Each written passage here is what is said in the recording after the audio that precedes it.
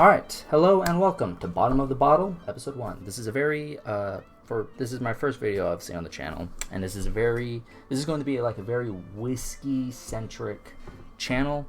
I'm a big fan of whiskey, I like talking about it. I have several books and a minor collection on the subject. Let me start off with a simple introduction. For starters, I'm not used to this. I'm not a very talkative person all the time, so you might hear me stutter and make pauses. I'll do best to edit those out, just so there isn't like this weird pause in between my speech. You're just like, did he stop recording? Is he just, what is he doing? For starting off on introduction, you can refer to me as Landon and or Chuckles. Chuckles is a nickname of mine that was given to me by a few friends. I'm 23 years old. I live in the sunny state of California, even though it's not sunny right now because it is raining, weirdly enough. I was going to college to do a few things. At one point I was trying to be a sound engineer, then I was trying to do this and trying to do several other things, and it just didn't work out. I was doing it online and without honor and integrity, and what I mean by that is that I was cheating, because it was very easy to cheat with online classes, and I wasn't learning anything, and I didn't want to continue on with that, wasting both money and my time, because there's videos, like if you're going to go into a field of something, you do it with some fucking integrity, at the very least. And I've never been a school. I mean, I did okay in high school, but I did not. I wasn't the best. I'll just start off with that. I didn't even. So what were kind of like my obsession with the water of life started was I never drank at all up until 21. I tried sips of stuff, but I never went to parties. I never went anywhere that involved drinking because it didn't seem that interesting to me. Second I turned 21 though, after like a year before I turned 21, I watched a documentary on Jimmy Russell. Jimmy Russell is one of the master distillers currently at Wild Turkey. He's worked in the business for 64 years. I would recommend checking out this documentary about him on the Wild Turkey YouTube channel. It's 15 minutes. If you have the time, check it out. But it started, I was just like, oh man, that's a really good story. And I started just looking up newsletters and articles about whiskey and all this stuff. And the second I turned 21, I went to a local place in town. I got a cedar smoked old fashioned with some Woodford Reserve. Oh, it was fantastic. And being someone who never really drank alcohol to never really drinking beer or other things, I was just like, oh man, this just tastes delicious. I want to know more about this. I want to know more about bourbon.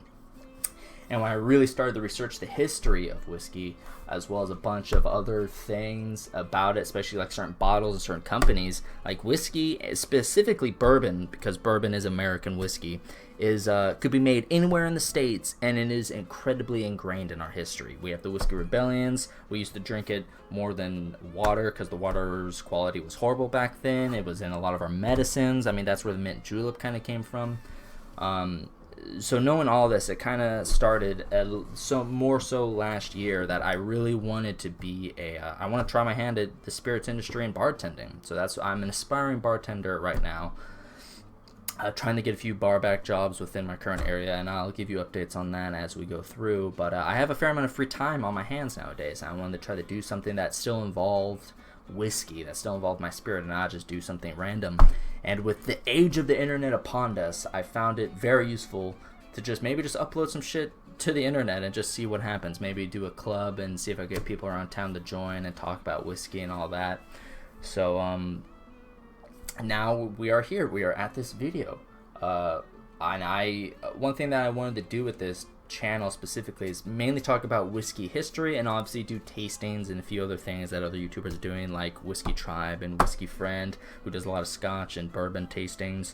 There's Bourbon Night. There's the Bourbon Pursuit, which is a great podcast that I would highly recommend if you're a whiskey geek like me, which I would refer to myself. I'm not so much an enthusiast yet. I am very enthusiastic about it, but I'm more of a whiskey geek. I'm not so much an enthusiast. I have a solid like 15 books on whiskey at this point and bartending stuff, and I have a minor collection of like 25 bottles of whiskey, including, so when I say whiskey, I mean that as a massive umbrella term. That includes Scotch, Japanese, Indian, Canadian, all that stuff, and we'll get into that the different variants here in a little bit. But the one thing I haven't noticed on YouTube is that there is not a lot of people talking about the history and the in-depth stuff about whiskey. There's a few stuff on it briefly that people talk about, but I like in depth. I'm a big history guy too, and forms with I'm also a big sound guy. That's why I recently want to do sound engineering. Like, I have an array of headsets for both music and gaming, and my computer. I have different sets of earbuds and shit. I'm a really big sound guy, so I like good sound, and I hope this is coming through. I'm using an app that I don't know how to use, and I'm going to try to upload this to YouTube. I hope it goes smoothly, but we'll see how that goes. This is all fairly new to me, so this video is most likely going to be somewhat trashy at first, and I will do my best to anyone who's watching, because I'm obviously going to share this with friends and family, and I know you're listening. I appreciate it. Sorry that came off kind of weird, but I do appreciate it, and I thank you immensely. But this is something that I want to talk about and something I want to do. I would really like to share this, my minor geeky obsession, with other people and see if I could get other people involved and talk. I'm going to create a Discord so I could discuss stuff with people, which would be really nice. But that's the simple introduction. Now let's start off with some brief whiskey history. Now to inform you that I do have a script in front of me that I will follow. It's because it's going to sound like I'm reading off a script, and that's because I am, because I did just highlight some key notes, wrote a few paragraphs here and there just to keep my mind on track. I'm kind of all over the place sometimes, and I really wanted to make sure to make this as good as I can and as professional as I can. So before all of this, I wrote like a few paragraphs of stuff I wanted to talk about. There's some stuff I didn't add in here because I want to make sure it like comes off the cuff a little bit and makes it a bit more exciting. Let's start off by that I am drinking something as we are talking, and let me go into what I am drinking. It is a Wild Turkey Kentucky Spirit Single Barrel Kentucky Straight Bourbon Whiskey. This bourbon whiskey was bottled on 10/24/2019 from barrel number 1750, stored in a warehouse F, rack number 19, selected for the Bourbon Connoisseur. It has a Jimmy and Eddie Russell signature on it. It is a 55.5 alcohol, 101 proof, 750 milliliters. Please drink responsibly. I'm going to be saying that a lot through here, because if you are, for whatever reason, if you're just a random person who came across this and you are not 21, don't drink at all until you're 21. And once you get to 21, please drink responsibly. Please. That is something that has obviously got to be pushed through this so I don't get in trouble by any means. I didn't drink till I was 21. There's no real special reason for it. Maybe for the fact that my first drink was my first legit drink. I tried sips of stuff, but my first actual drink that I got to try was whiskey, and that was very special to me. It adds a cool story that the first thing I really ever tried was whiskey. But nonetheless, let's start things off by talking about some whiskey history. All right, hello. All right.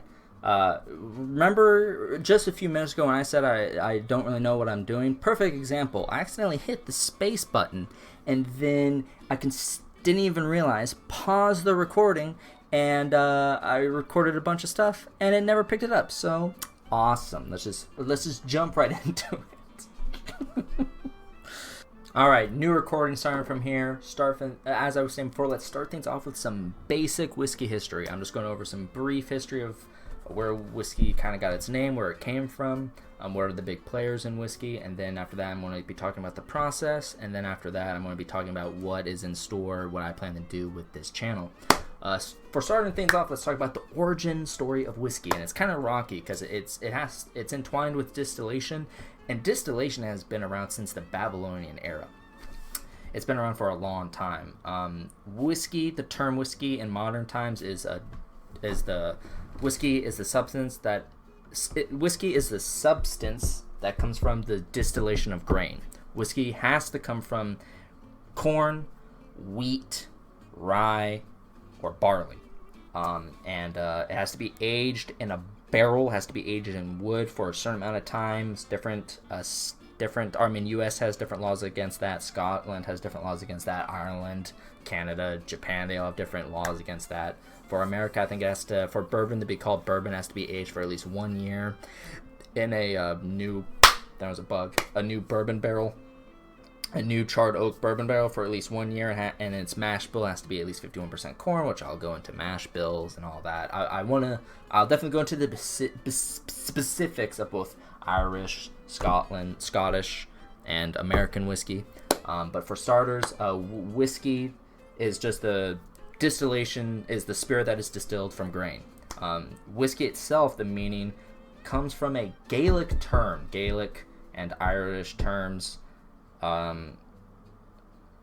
It's the main dialect that is spoken in both Scotland and Ireland. It's their native language, Gaelic and Celtic, though now they generally just speak English. English is primarily spoken anywhere, but it comes from a Gaelic term called Uisce Beatha. That's how you pronounce it. It's spelled Uisge Beatha, 2 words. Uisge, 1 word. Beatha, 2nd word. And it's pronounced Uisce Beatha. The origins of that are derived from a Latin phrase called aquavita, which means water of life. So whiskey is the water of life. Man, that Kentucky Spirit is good. The distillation of alcohol also has in turn with this, because we use distillation, we thought in the past to make medicine. It was primarily used for medical purposes. The Chinese and Islam had a big effect on that. Distillation has been around since the Babylonian era. So distillation, the process of distillation is very old, and it has gotten nothing but more and more advanced as we move through history. I'm pretty sure, and I do have it written down, the first ever recorded distillation of alcohol was in Italy during the 13th century and did not make it to Scotland and Ireland till the 15th century. And even then it was still used as a medical process. Most alcohol going back in the history was thought to be medical. So there was a lot of alcohol consumed in the past, mainly also because the water was so poor. Especially in America, the water quality was so poor that a lot of people just drank, like, alcohol was mixed in with water to make the water taste better. It was just so, water quality was so bad.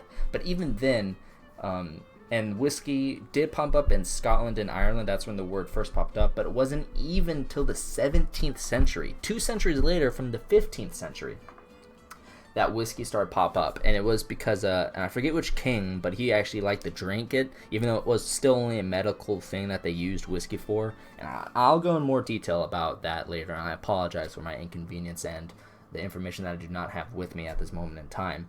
But yeah, it was the 17th century. That's when whiskey first popped up in a journal that was written, and I think it might have been a medical journal. I'll go back. I'll at one point I will definitely go between all bourbon, Scotch, and Irish origins of whiskey. I'll go through all of it. It is something that I would really like to talk about in depth. I don't know which one I'm going to start with first, but we'll talk about that later. After that, after whiskey started getting involved there, it just became, after the 17th century, Scotland, Ireland, loved this drink. It was used in, I'm pretty sure that it was used in Catholic, the spirit itself was used in churches more so than wine in Scotland and Ireland. Go figure. It was used as a massive process, and if you look up the amount of distilleries that are in Scotland, it's insane. As of today, Scotland is considered the masters of malt. They are making whiskeys that are selling for, and it's for charities and novelties, and they're not sold in stores. But I'm pretty sure, and I don't know what I'm not sure, I know, but I do not know what Scotch or distillery that it was, but there was a bottle of Scotch that sold recently for $1.2 million. That's fucking outrageous. I hope they got it tasted delicious, because if someone's buying a $1.2 million bottle of whiskey, they better not fucking just keep that on a shelf, man. That thing is being drank. It better taste good, too. But for the most part, Scotland is considered the masters of malt. Ireland is also doing some massive stuff. Jameson is a very popular brand all over the world. It is Ireland's one of Ireland's biggest exports. It is the biggest export, and if we're just talking about whiskey, it's the biggest export out of Ireland. But they also do really amazing stuff like Redbreast. If you haven't tried Redbreast aged Irish whiskey, I would highly recommend it, because it is a beautiful, tasteful thing. And here in America, where you have a rising bourbon industry, bourbon is going up in price, and it is becoming more and more of a popular thing. But another thing in America that's just exploding is rye, because we could do a process. The distillation rye, I know, is like a very hard process because it overflows and you have to do a lot of crazy stuff with it. But you could do a lot of interesting stuff with rye. One of my favorite ryes is Dad's Hat. I love Dad's Hat rye. But yeah, bourbon can be made anywhere in America. Like when people think of bourbon, you generally think of Kentucky. You think of that Tennessee. You think of Jack Daniels. You think of Jim Beam, Wild Turkey. But bourbon can be made anywhere in the United States. I mean, even in California, we have 2 very popular bourbon distilleries that also make a whole bunch of other stuff. We have Cutwater in San Diego, and we have Riptide up in San Francisco, I think. Is it San Francisco. Riptide makes some really good rye. They're doing some really, really good stuff. There's even a distillery locally in my town that I will not name yet, since I don't want to know where I live at this moment in time. Other countries are also doing really well. Japan is becoming a powerhouse in whiskey. They're doing some really cool stuff. Japan loves whiskey.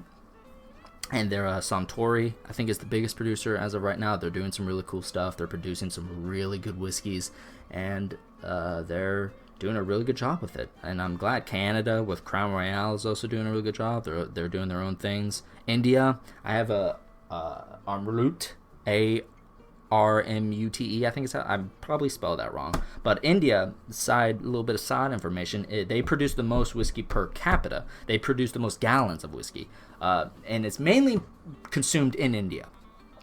And something that I do like about this is when I like talking about whiskey with people, I'm always asked, like, well, what whiskey do you think is good? Do you think this Scotch is really good? And I don't think you should compare whiskeys to other countries. Like, I don't think you should compare bourbon and Scotch. I don't think that's the thing, because they're so astronomically different, and we as America have different tastes. I know my dad is one. He really likes Scotch and is not big a bourbon fan, but he's also a really good rye fan.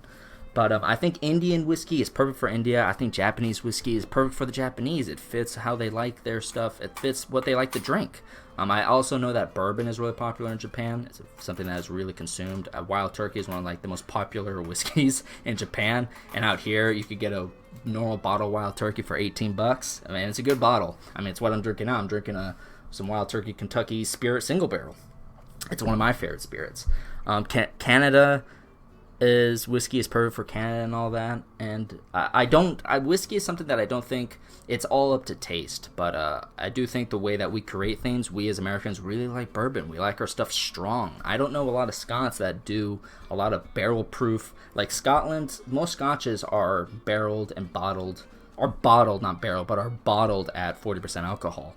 Wild Turkey, their normal bottle, though they did start making an 81 proof, but the normal Wild Turkey is 101 proof. It's 50% alcohol. That's the norm here, and that's the same for a lot of places. We like stuff a bit stronger as Americans. Scotland's like stuff a bit more flavorful. Japanese, I haven't tried a lot of Japanese whiskeys. I can't speak for them.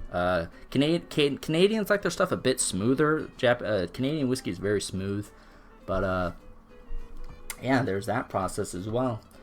Now, obviously, that was a bit all over the place, and we have some brief history on whiskey, and that's very brief.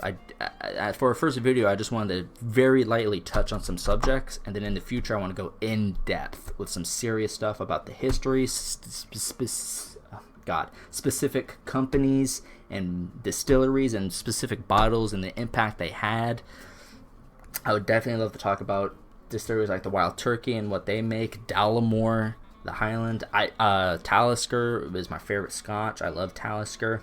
I also like to definitely go in depth. And I would, as I said before, I'm going to create a Discord, and I would definitely like to record a session with some people, just get some other people in, start talking about certain things, hear other people's opinions, other people's recommendations for stuff, and I really do like it. Now that we have some brief history, let's talk about a little bit of the process, because it is quite a process. Each country has their own different process for creating whiskey. Let's start with the masters of the malt, Scotland.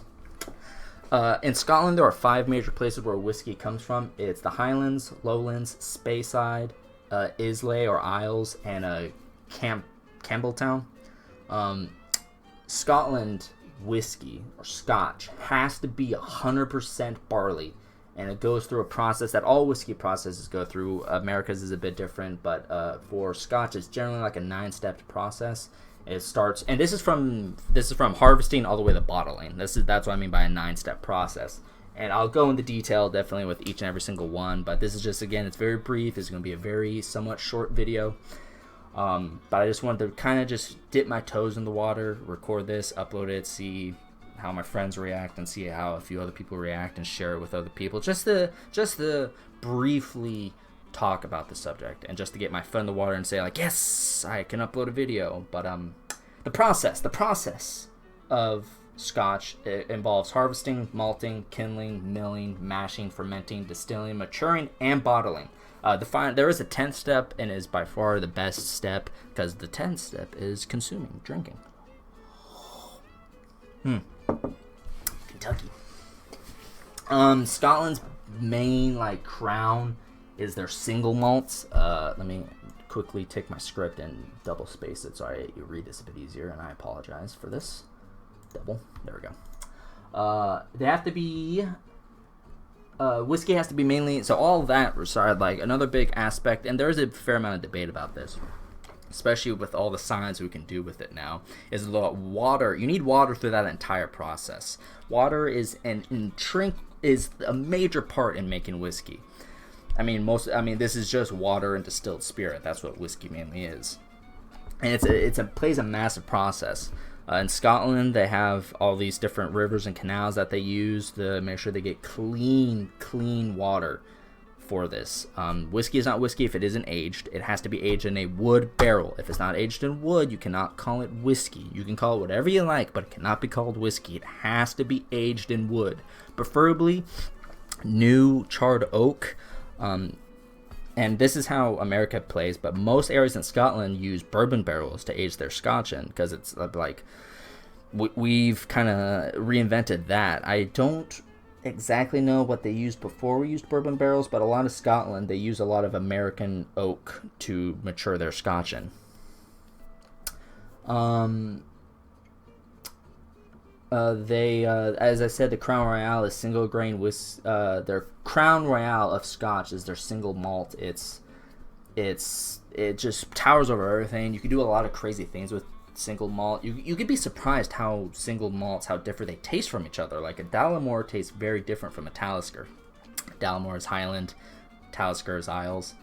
Talisker is on the Isles of Skye. Side note, I have family history that goes all the way back to the Isles of Skye, which I find that very interesting.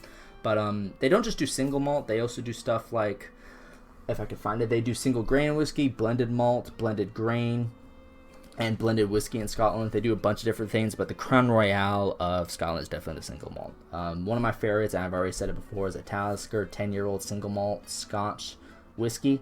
It is delicious. It's one of my favorite. Food pairing wise, even though food pairings are good with certain drinks, especially with wine and sometimes with whiskey, I prefer to just drink it straight and by itself, because I don't want other things to affect the flavor of it.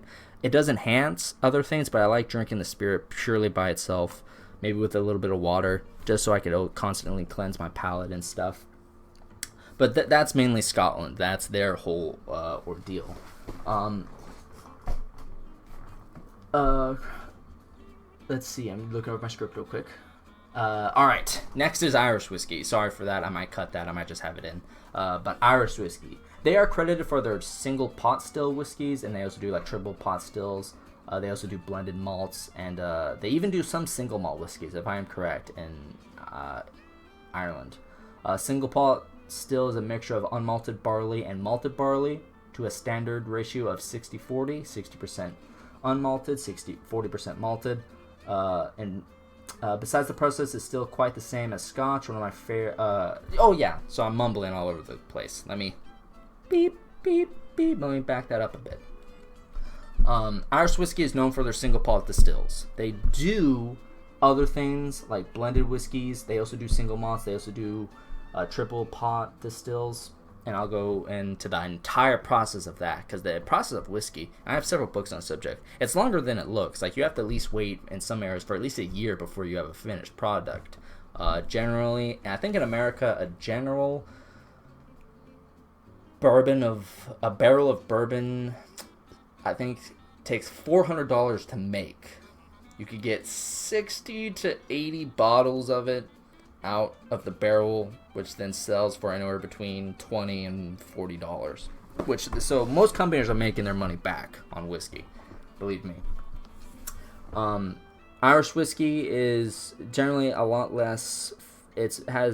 I've tasted some, like Redbreast, as I said, has a very unique flavor. They age it for 12 years. One of the ones I do like, and I will recommend it, is the Quiet Man 8-year-old single malt Irish whiskey. It is a single malt Irish whiskey, but it is really good. I do like what they do. The story behind the Quiet Man is very good as well.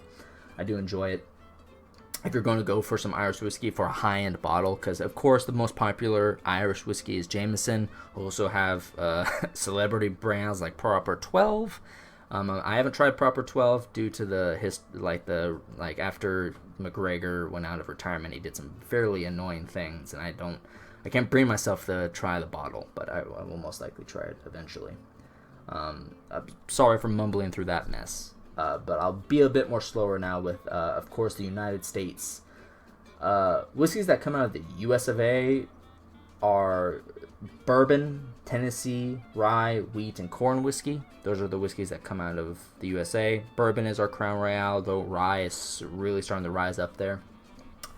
Tennessee is also one of our big things. We sell a lot of Jack Daniels and stuff. Bourbon has to be 51% corn, and it has to be a mash bill of 51. Mash bill is just like the recipe for what you make the barrel for. The mash bill for bourbon, if you want to call it bourbon, has to be 51% corn, and the other thing could be like rye, wheat, or malted barley. The process is fairly the same. We use a lot of different fermentation processes as well as our barrels. Since we have a lot of hotter regions here in the States, we get a lot of interesting things with maturation. I'm saying that word wrong, but maturation. I'm going to skip over that word. But we do get a lot of more interesting flavors out of our whiskeys. Stuff that we like, a lot more spicier stuff due to our process of just how we mature it in barrels, and with all our heat there, that it does add some very defined effects to the bourbon. Bourbon, a brief history on this, going back to the history. Bourbon, the reason why bourbon is called bourbon is during the whiskey rebellions, a few distillers tried to escape taxes and all that, so they went to Kentucky into an area called Bourbon County. And it's fairly near the Kentucky River, which connects to a large part of all that the Midwest of the United States. Once they started creating whiskey, they would actually take it and smuggle it down the river and try to sell it off to other areas in other states. And since people in Bourbon County were so masterful in what they were creating, and it was higher proof and it was a lot higher quality, that a lot of people that were making whiskey in other states was like, well, I don't want this stuff. I want that bourbon whiskey that's coming out of Kentucky. I want that Bourbon County whiskey. And after that, the name just kind of stuck to bourbon whiskey. We trademarked the name, and bourbon can only be made in the United States. It has to marinate in a charred oak barrel for at least 1 year and has to be made of 51% corn. There's some brief history with that. If I'm going to recommend any bourbon whatsoever, and there's plenty of bourbon, I own significantly more bourbon than I do scotch. If I'm going to recommend any one to try for a specialty, though it is a bit expensive, you're looking at least a $50 bottle. I would recommend the Wild Turkey Rare Breed if you could get your hands on it, because sometimes it flies off the shelf.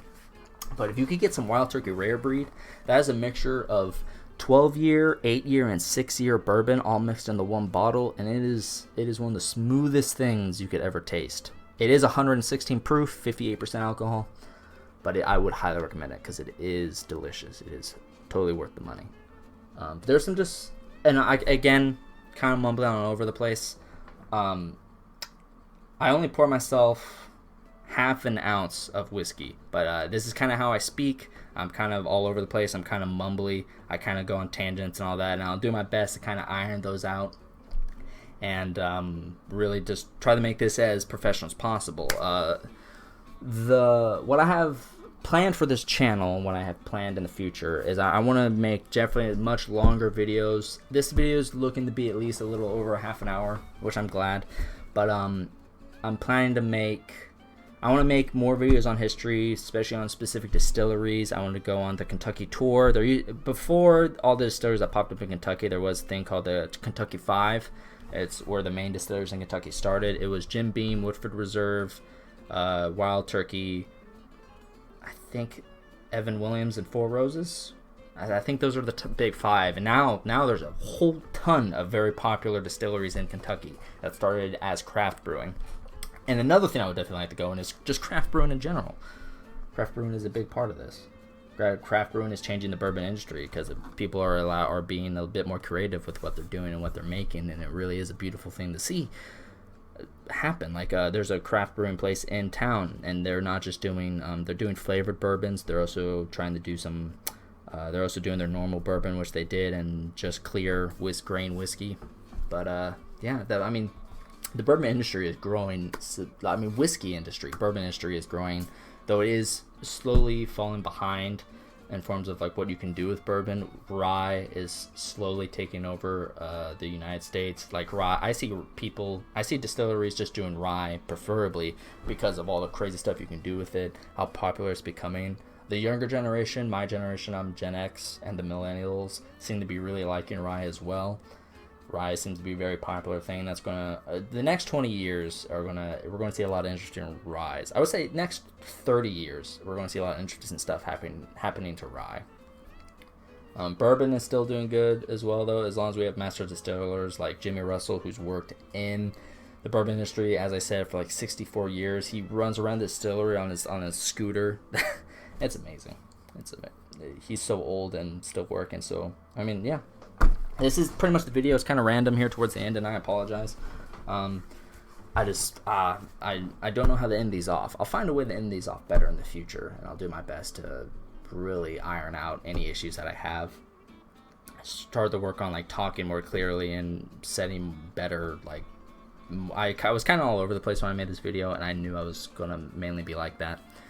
But I'll do better to be more like straight arrow when it comes to this stuff, so I could really talk about certain subjects. I don't know where I'm going to start in forms of like where do I want to start history wise. I don't know if I want to go to America and trail back all the way to Scotland, or start with some Scotch, I might just start with specific distilleries and then just do like a very long format video on history in general. Just do like part 1, part 2, part 3, part 4, part 5, and just do all of those. But yeah, this is again, and I thank you for coming this far. I appreciate it.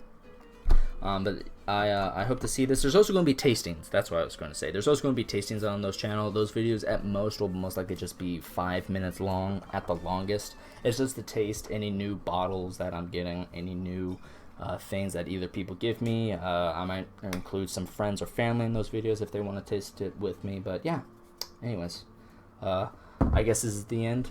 Bottom of the bottle, episode 1.